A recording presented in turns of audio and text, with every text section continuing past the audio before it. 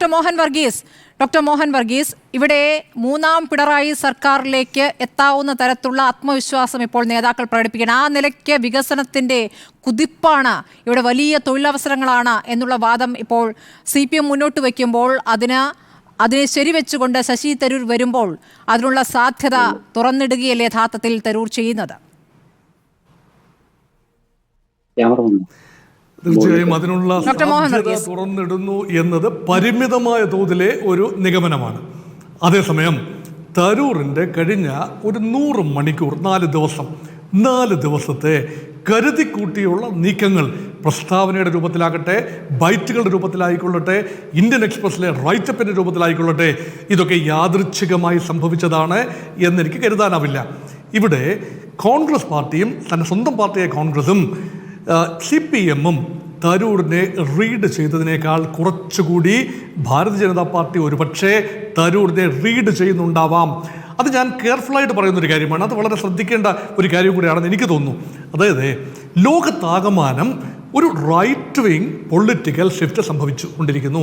അമേരിക്കയിൽ അത് ട്രംപിൻ്റെ രൂപത്തിൽ വരുന്നു, ജർമ്മനിയിൽ അത് ഉണ്ടായിക്കഴിഞ്ഞു, ഫ്രാൻസിൽ അത് ഉണ്ടായിക്കൊണ്ടേ ഇരിക്കുന്നു. ബ്രിട്ടൻ മാത്രമാണ് ഒരു അപവാദം. ഇപ്പോൾ കെയർ സ്റ്റാമർ ഉൾപ്പെടെ ബാക്ക് ഫുട്ടിലാണ്. ഇന്ത്യയിൽ കുറേ ഏറെക്കാലമായി കഴിഞ്ഞ ഒരു പതിറ്റാണ്ടിലധികമായി ഒരു റൈറ്റ് വിങ് ഷിഫ്റ്റ് ഉണ്ട്. ഒരു ദേശീയതയിൽ അധിഷ്ഠിതമായ, കമ്പോളവൽകൃത സമൂഹത്തിൽ അധിഷ്ഠിതമായ റൈറ്റ് വിങ് ഷിഫ്റ്റ് ഉണ്ട്. അത് ഒരു പാരഡൈമായി വന്നിരിക്കുന്നു. അതിൽ നിന്നും വേറിട്ട് നിൽക്കുന്ന ഒരു ഇടമാണ് ഒരു പരിധിവരെ ഇടതുപക്ഷം ഭരിക്കുന്ന കേരളം. പക്ഷേ ഇടതുപക്ഷം ഈ തരൂരിൻ്റെ അഭിപ്രായത്തിൽ പുരോഗമനപരമായ, തരൂരിനെ സംബന്ധിച്ചിടത്തോളം പുരോഗമനാത്മകം എന്ന് പറയുന്നത് സ്റ്റാർട്ടപ്പുകൾ കൊണ്ടുവരിക, വ്യവസായ അന്തരീക്ഷം ഉണ്ടാകുക, വ്യവസായ സൗഹൃദ അന്തരീക്ഷം ഉണ്ടാകുക, കമ്പോളവൽകൃത ക്രമം ഉണ്ടാവുക. അതിനോട് മുഖം തിരിഞ്ഞു നിന്ന കമ്മ്യൂണിസ്റ്റ് പാർട്ടിയും ഇടതുപക്ഷങ്ങളും ഇപ്പോൾ അതിന് അനുരൂപമായി പ്രവർത്തിക്കുന്നു. കൺഗ്രാറ്റുലേഷൻസ്, കുഡോസ് എന്നാണ് തരൂർ പറയുന്നത്. അതുകൊണ്ട് കമ്മ്യൂണിസ്റ്റ് പാർട്ടി എങ്ങനെയാണ് തരൂരിനെ റീഡ് ചെയ്തതെന്ന് എനിക്കറിയില്ല. ഒരുപക്ഷെ പ്രഥമ ദൃഷ്ടിയ തരൂർ പറഞ്ഞതെല്ലാം സ്ഥിതിവിവരക്കണക്കുകളെല്ലാം സഹായത്തോടു കൂടി ആ ആർട്ടിക്കിളിൻ്റെ 1-ാം ഭാഗത്തെ പൂർണ്ണമായി CPM ഉൾക്കൊള്ളുകയും കോളടിച്ചു എന്ന മട്ടിൽ പ്രതികരിക്കുകയും ചെയ്യുകയും 2-ാം ഭാഗത്താണ് തരൂരിൻ്റെ യഥാർത്ഥ അജണ്ട. ആ ആർട്ടിക്കിൾ കമ്പോടുക്കുമ്പോൾ വായിക്കുമ്പോൾ മനസ്സിലാകുന്ന ഒരു ഡോക്ടർ മോഹൻ വർഗീസ്, അവിടെ നിന്നും കടന്ന് ഇന്നിപ്പോൾ CPM-നെ വിമർശിക്കാതെ ഇട്ടിരിക്കുന്ന പോസ്റ്റ് എന്ത് സൂചനയാണ്? 2 കാര്യങ്ങളാണ്. ഒന്ന്,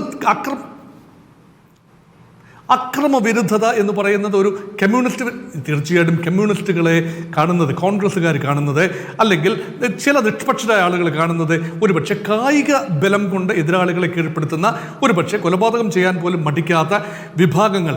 ഈ ഒരു നറേറ്റീവ് പറഞ്ഞു വെക്കുകയാണ്. പറഞ്ഞു പിൻവലിച്ചു. ഈ രീതിയിൽ എംപ്ലോയിഡ് കോഡ് എന്ന് പറയുന്നത് ഇതൊരു നയതന്ത്ര രംഗത്തെ ഒരു സ്ഥിരം പതിവാണ്. ഒന്ന് കയറ്റി പറഞ്ഞു, ട്രംപ് ചെയ്യുന്നത് അത് തന്നെയാണ്. ഒന്ന് കയറ്റി പറഞ്ഞു വെക്കുക, 1 ഇഞ്ച് മുന്നോട്ട് പോവുക, പിന്നെ അതിനേക്കാൾ കയറ്റി പറയുക. ഇതൊരുതരം വിലപേശലാണ്. ഇത് തരൂരിന് അറിയാത്തൊരു തന്ത്രമല്ല, ഇത് പ്രയോഗിക്കുകയാണ്. അതുകൊണ്ട് വിശാല അർത്ഥത്തിൽ ഞാൻ കരുതുന്നത് തരൂരിനൊരു അൾട്ടീരിയർ അജണ്ട ഉണ്ട് എന്ന് തന്നെയാണ് കരുതുന്നത്.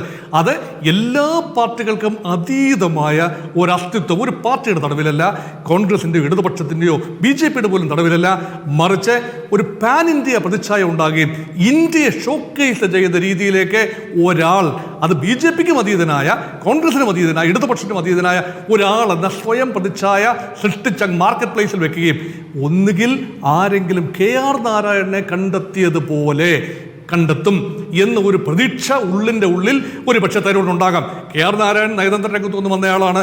അദ്ദേഹം ഒറ്റപ്പാലം തെരഞ്ഞെടുപ്പിൽ മത്സരിച്ചു, വിജയിച്ചു, കേന്ദ്രമന്ത്രിയായി, പിന്നീട് വൈസ് പ്രസിഡന്റും പ്രസിഡന്റുമായി മാറിയ ഒരു രംഗം നമ്മൾ കണ്ടതാണ്. പക്ഷേ അദ്ദേഹം വിവാദങ്ങളിൽ നിന്നും എക്കാലത്തും അകന്നു. തരൂറിയൻ സ്റ്റൈൽ അതല്ല. അതുകൊണ്ട് തരൂർ ഒരു പുതിയ തലമുറ രാഷ്ട്രീയം ആഗ്രഹിക്കുന്നില്ല. അവർ വികസനം ആഗ്രഹിക്കുന്നവരാണ്. വികസനത്തിലും അതുപോലെ വിദേശകാര്യത്തിലും രാഷ്ട്രീയം കുട്ടിക്കുഴയ്ക്കുന്നത് ജനറേഷൻ ആൽഫ അല്ലെ ജനറേഷൻ നെക്സ്റ്റ് താല്പര്യപ്പെടുന്നില്ല. അവരുടെ കൂടെ മനസ്സിൽ കൽവിലൊരിടം നേടാനുള്ള ഒരു ശ്രമമാണ്. പക്ഷേ പ്രസംഗവും ലേഖനവും മാത്രമായി ആളുകളിലേക്ക് ഇറങ്ങിച്ചെല്ലാതെ അത് എത്രത്തോളം സാധ്യമാകും എന്നുള്ള ചോദ്യം കൂടി ഉണ്ടല്ലോ ശ്രീ.